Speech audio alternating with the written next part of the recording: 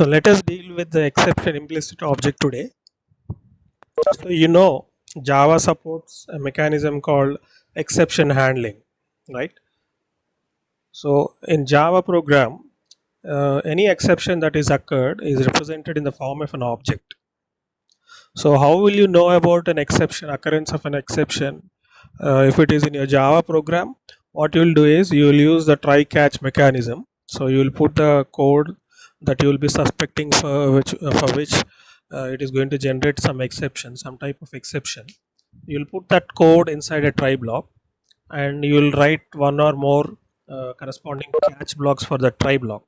So if your code inside the try block is capable of generating multiple exceptions, then what you will do, you will define one catch block for each of those exceptions. Say for example, if your code inside the try block is generating three types of exceptions, say for example, so first one is say arithmetic exception, second one is say illegal access exception, and third one is say array index out of bounds exception. I hope you remember these exception classes in Java, right? So if your code inside the try block is capable of generating all these three types of exceptions, then you need to define three different catch blocks, one for handling the array index out of bounds exception, one for handling arithmetic exception, and the other one for handling illegal exception, illegal access exception, right? So if it is capable of generating only one exception, then we'll define only one catch block. So depending upon how many possible exceptions that are going to be generated from the try block, so that many catch blocks you'll be defining.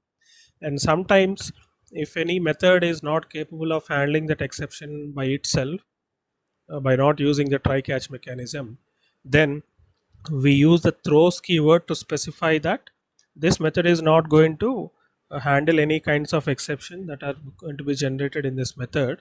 So it is the responsibility of that method which calls this method, to handle that exception. Say for example, I'm calling a method, say read method, from an existing method called main method. So please don't request for annotation. Please don't request for That was annotation. an accidental touch, sir. Okay. See, what is happening is,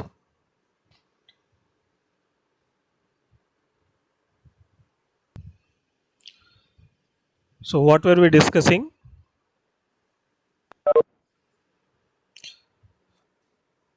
So we were discussing about exception handling, right? So for example, there are two methods in a class. One is the main method, the other one is a read method, READ, read method.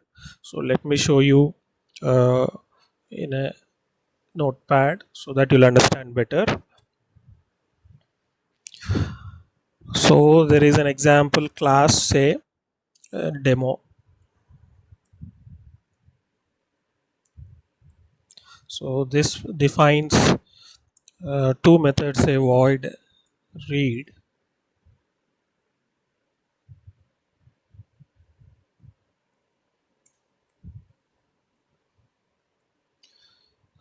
and the other one is a public static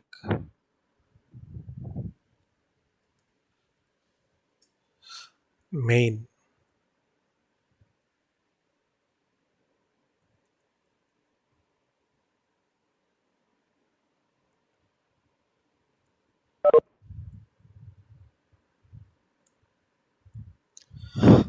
So for example, the main is a method which will be invoked automatically when you run this program. You'll save this program as demo.java because the main method is defined in this class. So you'll save it as demo.java. And when you run the program, when after compiling the program successfully, when you run the program, automatically which method will be called first? The main method will be called first. So now let us say I'm making a call to this read method from my uh, main method. So what is the requirement? If you are calling any other method which is in the same class, you don't require an object, right? But can I call this read method directly from the main method? Can I call the read method directly from the main method? Both of them are in the same class, right? So can I call them? I cannot call them because main method is a static method and read is a non-static method. So in Java, one static method can call only the other static methods. So we have to define this read method also to be static. Then only you will be able to call the read method from the main method. Okay. So now let us assume that this read method is being called, and there is a chance for some code here for generating some kind of exception. But I'm not interested in using a try catch block here in this read method. So I have to inform the main method, because main is the calling method. Who is the calling method? The main is the calling method. So as far as read method is concerned, you are calling read method from the main method. So you call main method as a calling method and the read method as a called method. Okay. So it is the read method should inform whichever method calls it.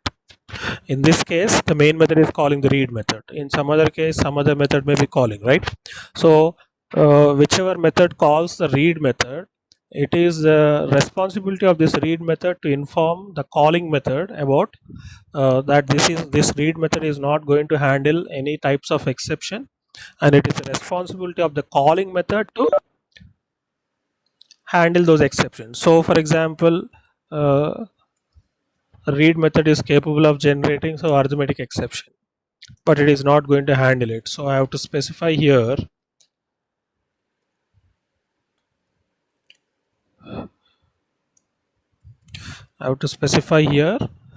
that this read method is capable of throwing arithmetic exception. So you can specify any number of exception. So that you can do it by using the throws keyword. After the method's parentheses are closed, give a space and use the keyword throws to specify what type of exceptions are thrown from the code inside this read method. But this is only to inform that this is not going to handle this arithmetic exception. Read method is not going to handle the arithmetic exception. So who has to handle that? The calling method. Who is the calling method? Main method. So what we need to do is, here we need to put this calling of read method inside a try block.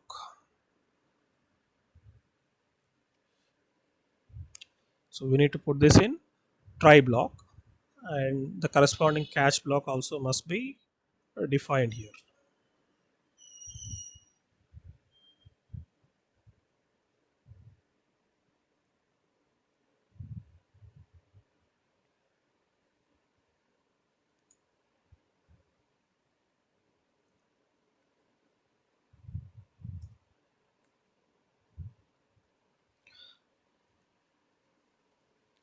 Right. So here you can use either a print stack trace method, or you can use any other system.out.println.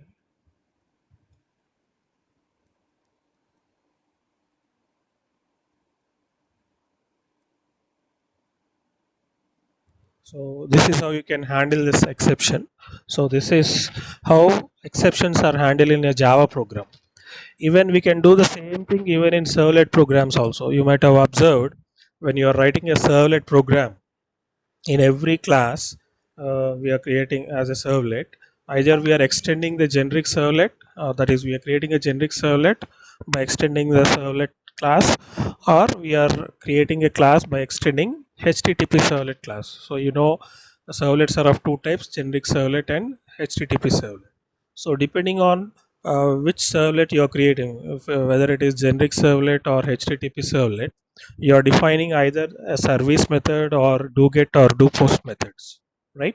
So if you observe the service method or do get or do post methods, after the parenthesis is closed for these methods, you will have throws keyword, and after throws keyword you will specify some exceptions, namely servlet exception, comma, IO exception.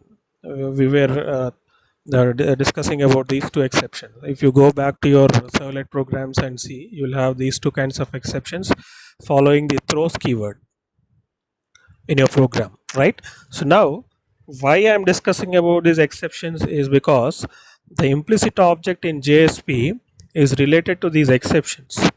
JSP allows us to write the Java code inside either a scriptlet, or you can use an expression, or you can create a use a declaration where you can define some Java methods without creating a class or package. Directly you can create a method definition by using the JSP declaration, and you can directly write without even a method also the Java code inside a scriptlet. So we have seen that in our previous classes, right? So now if I want to use exception, that means some kind of Java exception is occurred in my JSP page. How will I know about that occurrence of a exception and what type of exception it is? So to know about that exception and to handle, so we have an object, implicit object called except object. We have a implicit object called except object. So now let us see today how to use this except implicit object in a JSP program. Okay.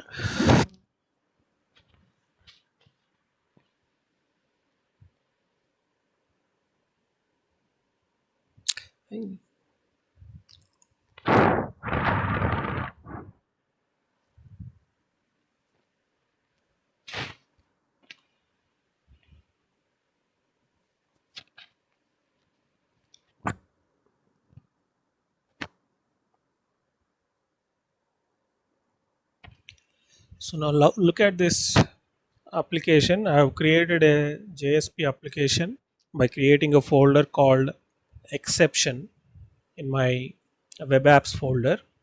So there are three JSP files created. One is error.jsp, second one is index.jsp, and third one is process.jsp. So when I open this application in the browser, by default index.jsp file will be opened. So let us see what will happen. So this index.jsp file has a form which will ask the user to enter two integer values, that is two numeric values, first number and second number in the respective text fields. And when you click on this divide button, which is a submit button, it will perform the division operation uh, and then returns back the result. Okay. For example, say I'm giving 10 and say 5. So when I click on divide method, so the request is sent from index.jsp page to process.jsp, and it is a get request. It is a get request, so that's why you are able to see after process.jsp you are able to see a question mark. So following that question mark, whatever is there, you know it is a query string. So the parameters are passed. The first parameter is n1 and its value is 10, and the second parameter is n2 and its value is 5. So now this process.jsp file has performed the division operation and displayed the result as quotient is 2. Okay. So let me go back to the index.jsp file now. So instead of giving say 5, I'm giving 0. So what will happen in your Java program if you try to divide a number with 0? An exception will be generated, right? Division by 0, and it comes under arithmetic exception, right? So when I click on divide, so look at the response generated by that process.jsp. Sorry, an exception occurred. And what is that exception? Exception is java.lang.arithmetic exception, and the description about that exception is given as division by 0. So we have performed a division by 0 exception, right? So if this is generated because I have used the implicit JSP object called except, except, except. Okay. So now let us go to the program, actual program, and see how this application works. First let me show you the index.jsp file.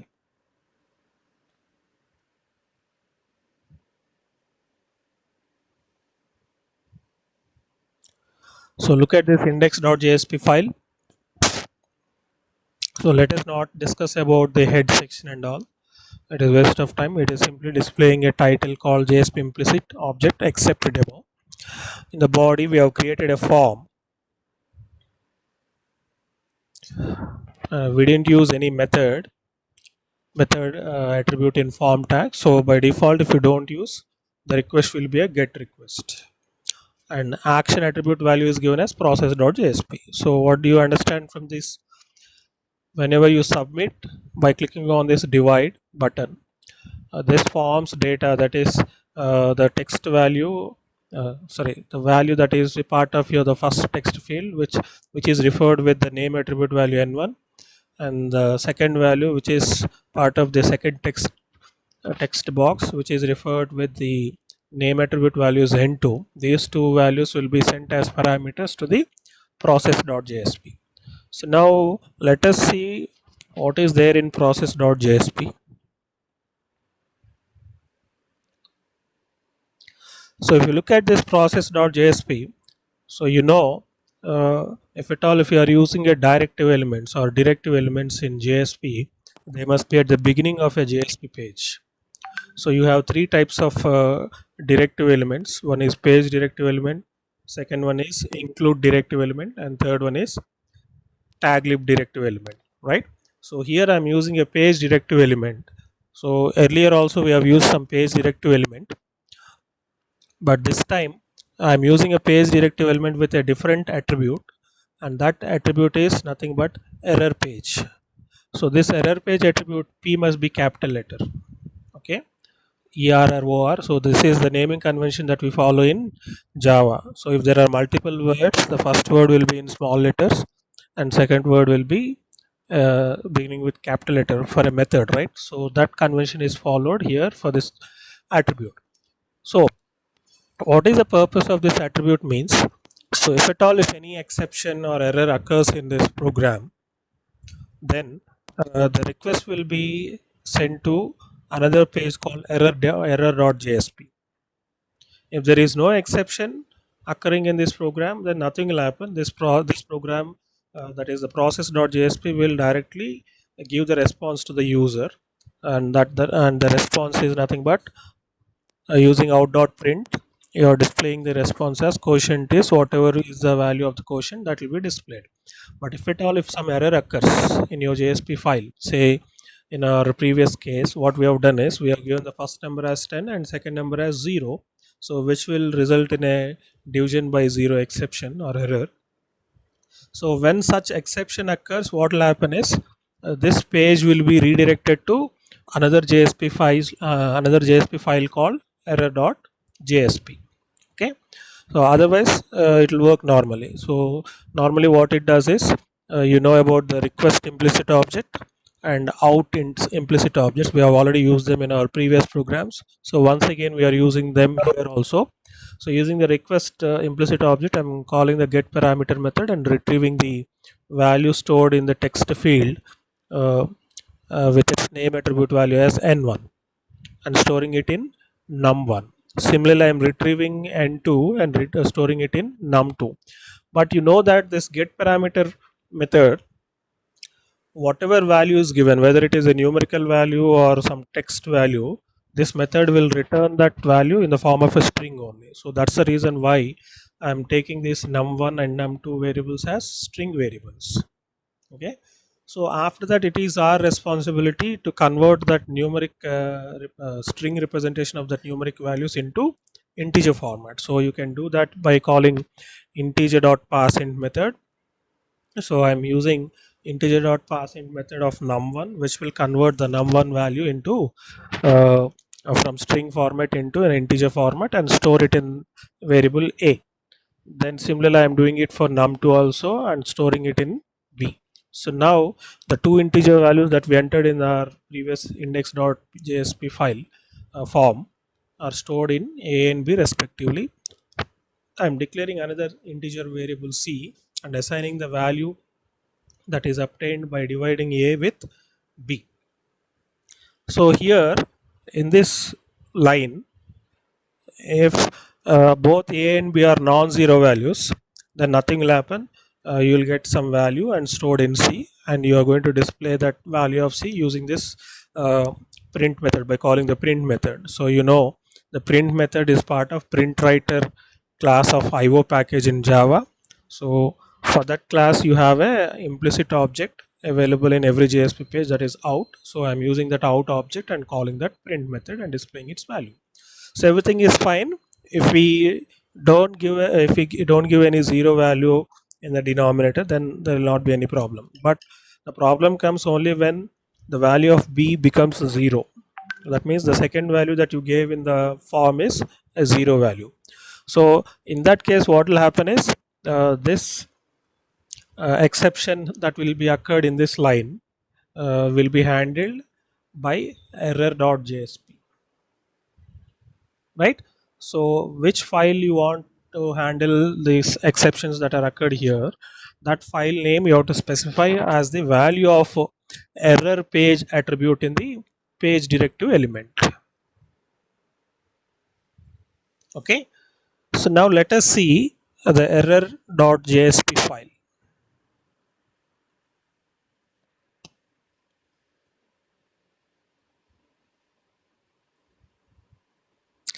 So look at this.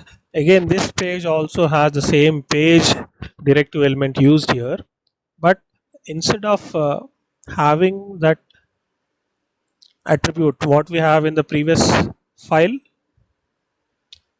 the previous file has error page attribute. Now you have is error page attribute. So this is different from that one. Error page attribute is used to specify to transfer the request to some other page which is going to handle a error or exception that is occurred in that previous page. But this is error page is used to specify that a specific JSP page will be accessed only when an exception is occurred, and this is going to handle some exception or error. So that kind of JSP files must be specified with this parameter called is error page, and its value must be either true or false. If you don't specify, then it will be automatically false.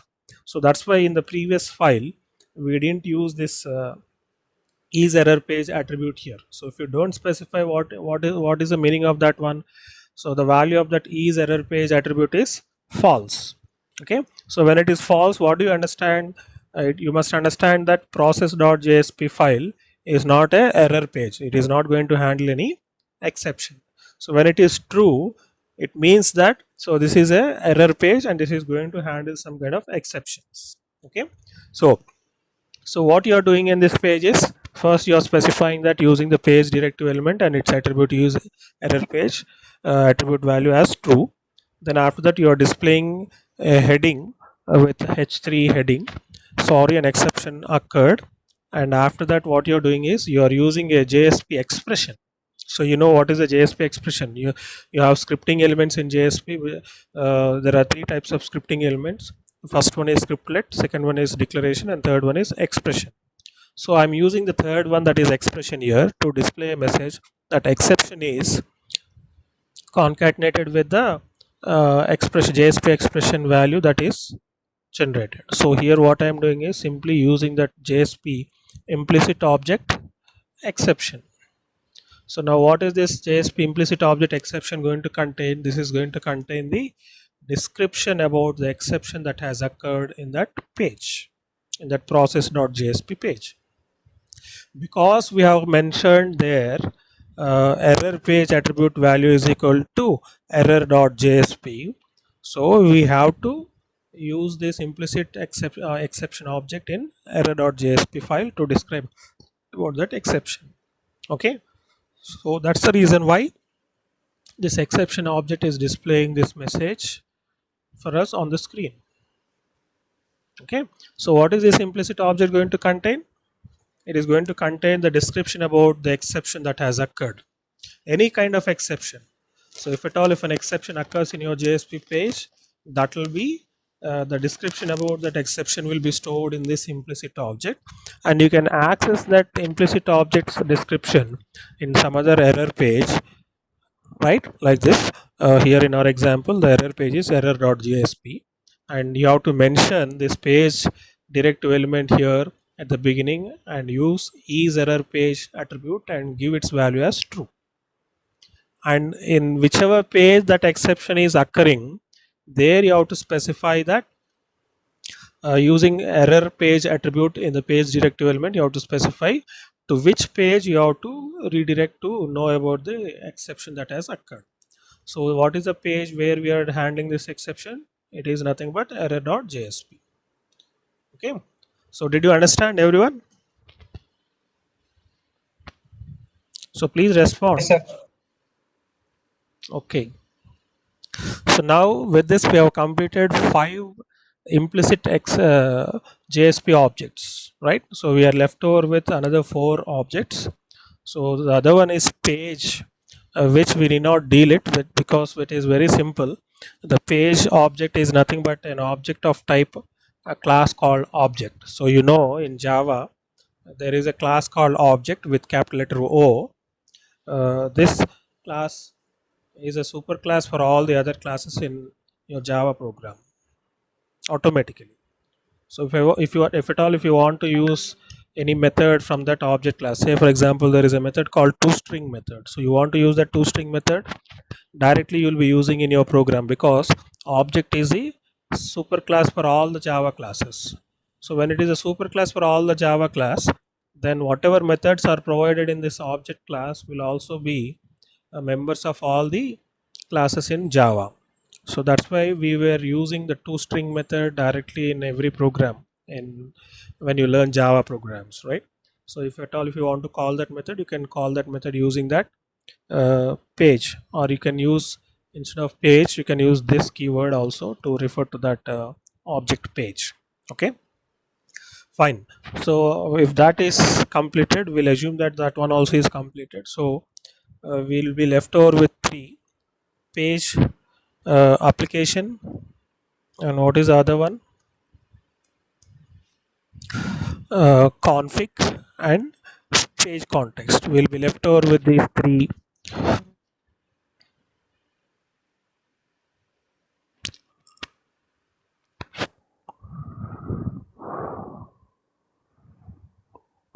Okay, so we'll be left over with these 3 implicit objects. So now let us